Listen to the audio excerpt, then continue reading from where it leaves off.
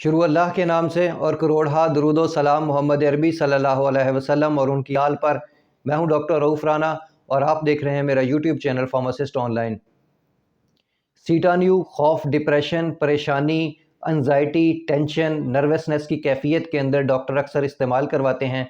ये 5 mg, 10 mg और 20 mg के अंदर दस्तयाब होती है।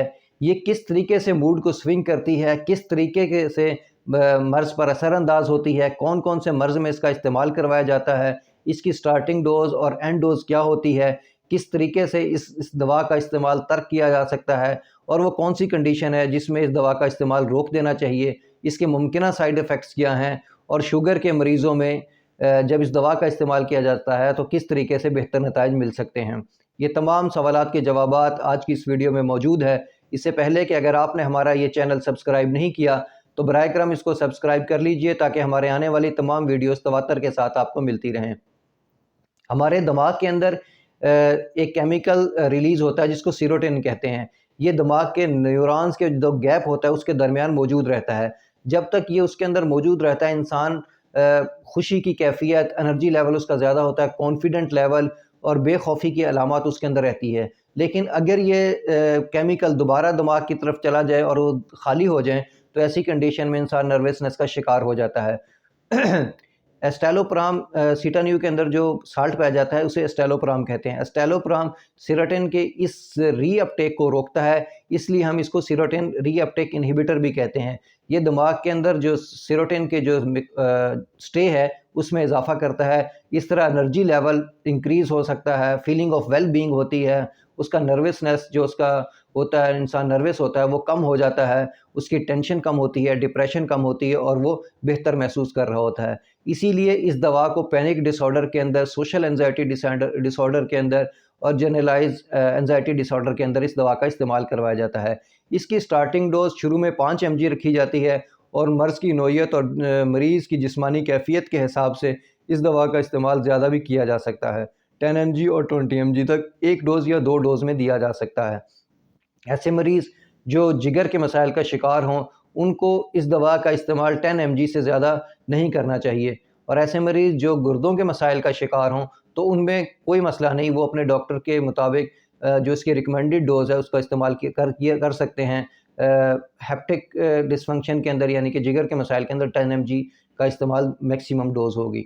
इसके मुमकिन साइड इफ़ेक्ट के अंदर ब्लड विजन होता है, आँखों का धुंधलापन यानी कि आपको नज़र कम आना या धुंधला नज़र आना, रेस्टलेस की कैफियत, बेआरामी, बेख्वाबी की कैफियत हो सकती है। कुछ मरीज़ों को डायरिया हो सकता है, कुछ मरीज़ों को कॉन्स्टिपेशन भी हो सकती है और कुछ मरीज़ों को ड्राई माउथ हो सकता है, हेडिच हो सकता है, सर दर्द, आधे सर का दर्द भी हो सकता है। लेकिन ये तमाम अलामात आहिस्ता आहिस्ता 4 या 5 दिन के इस्तेमाल के बाद ये ख़त्म होना शुरू हो जाती हैं।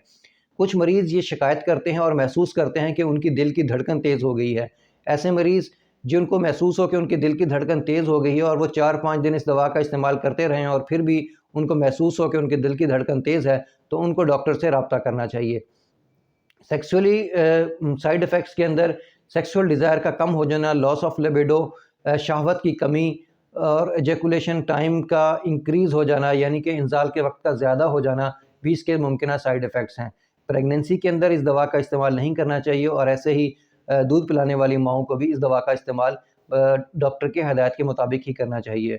अगर इस दवा की ओवरडोज़ ले ली जाए, ज़्यादा मिकदार ले ली जाए तो इससे स्वेटिंग हो सकती है, वोमिटिंग हो सकती है, इंसान कोमे में जा सकता है या कन्फ्यूजन का शिकार हो सकता है। ये उस वक्त होता है जब आपने अपनी मतलूबा मिकदार से 8 या 9 गुना ज़्यादा दवा का इस्तेमाल कर लिया है। ये दवा मैदे में जाके फ़ौरन एब्ज़ॉर्ब होती है। ये खाने के साथ भी ली जा सकती है और खाने के बगैर भी ली जा सकती है। ये 15 से 26 घंटे के अंदर तमाम जिस्म के अंदर डिस्ट्रीब्यूट हो जाती है और 30 घंटे के अंदर ये तमाम दवा गुर्दों के रास्ते, पेशाब के रास्ते जिस्म से ख़ारिज हो जाती है। डायबिटीज़ के मरीज़ों के अंदर इस दवा का इस्तेमाल से बहुत ही अच्छे नताइज मिलते हैं। अगर डायबिटीज़ के मरीज़ जो कि कन्फ्यूजन और डिप्रेशन का शिकार हों उनको इस दवा का इस्तेमाल करवाया जाए तो उनकी जो शुगर है वो अच्छे तरीके से कंट्रोल हो जाती है। चूँकि उनकी डिप्रेशन या टेंशन कम हो जाती है इसलिए उनकी शुगर भी बेहतर अंदाज से कंट्रोल हो सकती है। ऐसे मरीज़ जिनको हाइपोमीनिया हो चुका हो यानी कि वो इस दवा का इस्तेमाल करते रहें और उनकी तबीयत ठीक हो गई हो, अब वो मज़ीद ओवर कॉन्फिडेंट हो गए हों, उनका कॉन्फिडेंस लेवल ही बहुत ज़्यादा हो गया हो, نروسنس بالکل ختم ہو چکا ہو، بے خوفی ہو چکی ہو، لیکن ضرورت سے زیادہ کانفیڈنس ہو گیا، وہ انسان بہت زیادہ پیسے خرچ کر رہا ہو، بہت زیادہ بولنا شروع کر گیا ہو، تو ایسے مریضوں کو اس دوا کا جو استعمال ہے وہ ڈاکٹر کی ہدایت کے مطابق آہستہ آہستہ کم کرتے ہوئے ختم کر دینا چاہیے۔ اگر اس دوا کا استعمال ترک کرنا بھی مقصود ہو تو اس دوا کا استعمال خود سے اور فوراً ترک نہ کیجیے، اپنے ڈاکٹر یا اپنے فارماسسٹ سے مشورہ کریں تاکہ وہ آہستہ آہستہ اس دوا کو کم کرتا جائے، اس کی مقدار کو کم کرتے کرتے اس کو کم کرے، اور جو مریض ہے وہ آہستہ آہستہ ٹھیک ہو سکے۔ مجھے امید ہے کہ میری یہ ویڈیو آپ کو پسند آئی ہوگی۔ اگر پسند آئے تو اسے لائک اور شیئر ضرور کیجیے گا۔ اللہ آپ کو اور آپ کے تمام اہل خانہ کو صحت والی زندگی عطا کرے۔ اللہ حافظ۔